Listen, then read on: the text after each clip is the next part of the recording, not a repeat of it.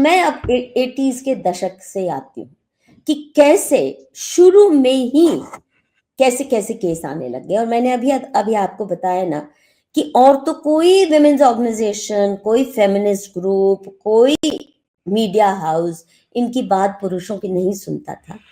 मैंने सुननी शुरू कर दी क्योंकि पूरा परिवार ग्रस्त हो रहा है, पूरा परिवार तबाह हो रहा है। क्या क्या केसेस होते थे 498 के अब्यूज के, विद इन 1 or 2 years आने लग गए। लड़की अलग रहना चाहती है, माँ बाप को छोड़ दे, मैं उनके साथ नहीं रहूंगी। 498 का केस, वकीलों ने कहा कर दो, वो घुटने टेक के तुम्हारे आगे बैठ जाएगा, जो कहोगी मान जाएगा और फिर तुम्हारी मनमर्जी चलेगी। कई केसेस में चल भी गई, माँ बाप ने कहा भाई जा जा जा जा अलग हो जा, यानी परिवार टूटे। और जिन जिन केसेस में, कई ऐसे केसेस मैंने निजी रूप से जिनमें लीगल एडवाइस दी, जहां लड़के ने मना कर दिया, नहीं मैं कैसे अपने माँ बाप को छोड़ दूं। 498 लग गया, माँ बाप के खिलाफ भी लग गया।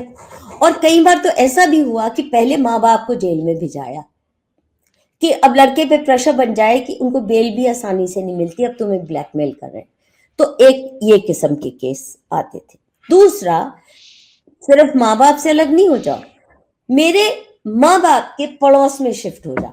अच्छा, ये भी नहीं कि घर जमाई बन जाओ, क्योंकि घर जमाई बनने में माँ बाप को, लड़की के माँ बाप को खर्चा भी कुछ तो करना पड़ता है ना, थोड़ा तो एडजस्ट करना पड़ता है। ये तो नहीं कह सकते पूरे मेरे घर का खर्चा उठाओ, वो भी नहीं। मेरे माँ बाप के बगल में घर लो और यहां से निकलो।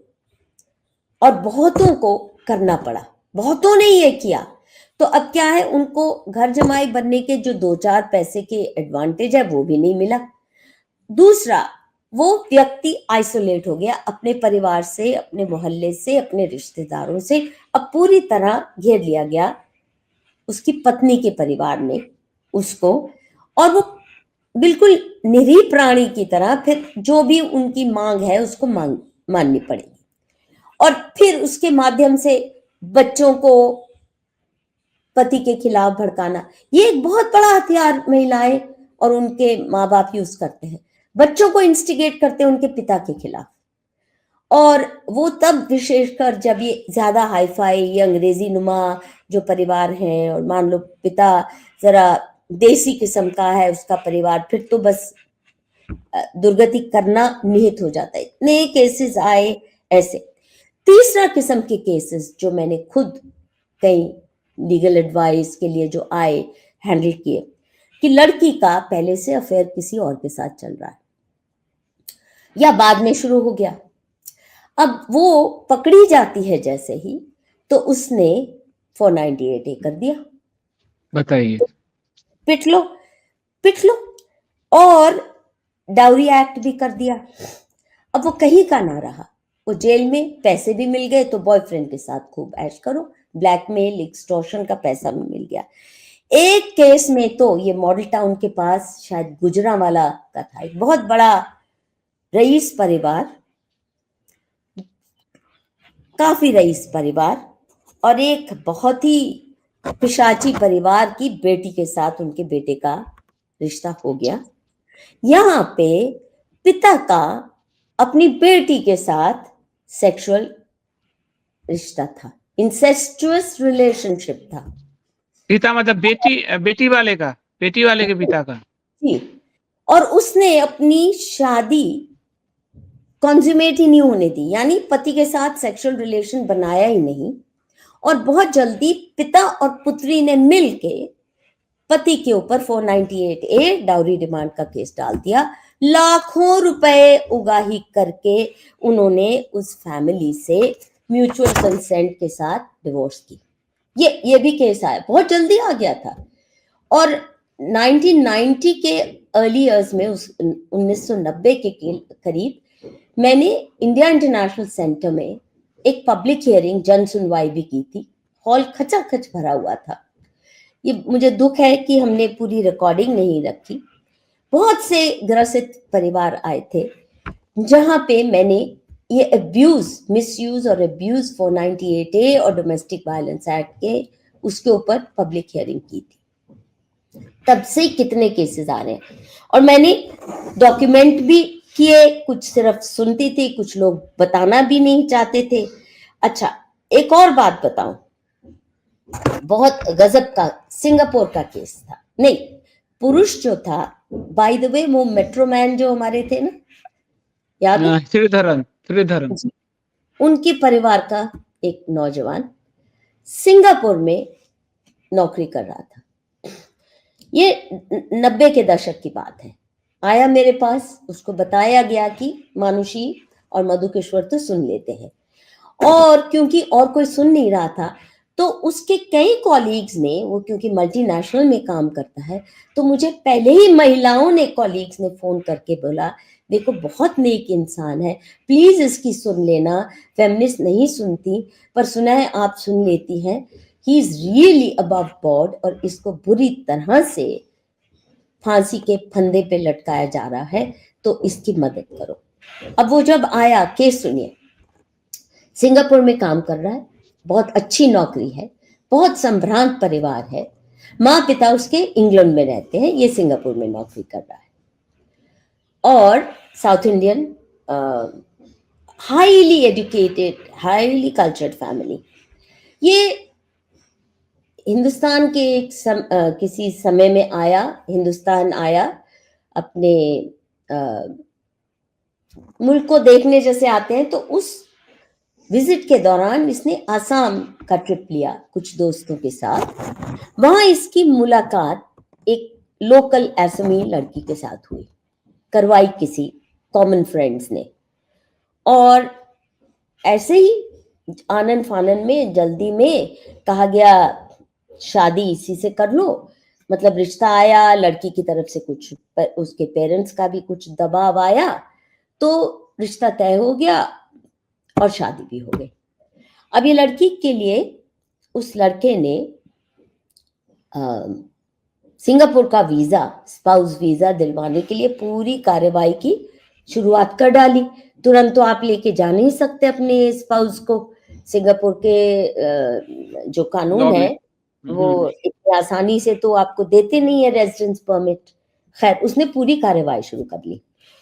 लड़की ने कहा था कि मैं बीए पास हूं वगैरह, पता चला 10वीं है। फिर उसने कहा, थोड़ा देखो, कॉरेस्पॉन्डेंस से ही मैं पैसा देता हूं, तुम जरा थोड़ा और पढ़ना शुरू कर दो। तो पैसा भेज रहा है उसको, पॉकेट मनी भेज रहा है, खूब पैसा दे रहा है कि ये पढ़ाई शुरू कर लो। फिर उसने कहा कि देखो, यहाँ आओगी तो ड्राइविंग वगैरह ये आपको आनी चाहिए, तो ड्राइविंग लेसन्स तक उसके पैसे भेज रहा है, सब कुछ कर रहा है लड़का। और शादी भी जो हुई, लड़के ने खर्च किया बहुत सारा, लड़की वालों ने दहेज देना तो बहुत दूर की बात, जो रिसेप्शन भी हुआ वगैरह वगैरह, तो उसने कंट्रीब्यूट किया बहुत सारा। अब ये लड़का, इनकी कॉरेस्पॉन्डेंस चल रही है, और वो सारी ईमेल्स उसने मुझे दिखाई। एकाएक उस लड़के को पता चलता है कि इसकी पहले शादी हो चुकी है। अच्छा। आप अंदाजा नहीं लगा सकते उस व्यक्ति को कितना शॉक हुआ। तो उसने कहा, तुमने मुझे बताया क्यों नहीं? वो मैंने सारी कॉरेस्पॉन्डेंस पढ़ी है, वो पूछ रहा है तुमने मुझे बताया क्यों नहीं तुम्हारी शादी हो चुकी है। और मैं इस बात से धक्के में हूं, बहुत मुझे धक्का लगा कि हो सकता है मैं शादी में वो भी खड़ा हो और हंस रहा हो मेरे पे कि इस मूर्ख को पता ही नहीं है। बता तो देती, हो सकता है मैं तब भी शादी कर लेता। अब ये लड़की माफी मांगने की बजाय, मैंने खुद उसकी चिट्ठियां पढ़ी, इतनी अभद्रता से उसको ही भला बुरा कहती है। You're so conservative. So what if I'm married? That past is past. Now we have to start and think of our future. ये वो। उसने कहा, ये नहीं, मैं जब तक इस सवाल का जवाब मुझे तुम नहीं देती हो कि इतना बड़ा तुमने धोखा क्यों किया। तुमने अपनी एजुकेशन के बारे में झूठ बोला, कोई बात नहीं, तुमने फला झूठ बोला, कोई बात नहीं, ये झूठ क्यों? ये बहुत बड़ा झूठ है। क्या तुम्हारी कोई प्रेगनेंसी भी हुई थी, अबॉर्शंस हुई थी, कहीं कोई बच्चा तो नहीं था? ये तो मुझे पता होना चाहिए।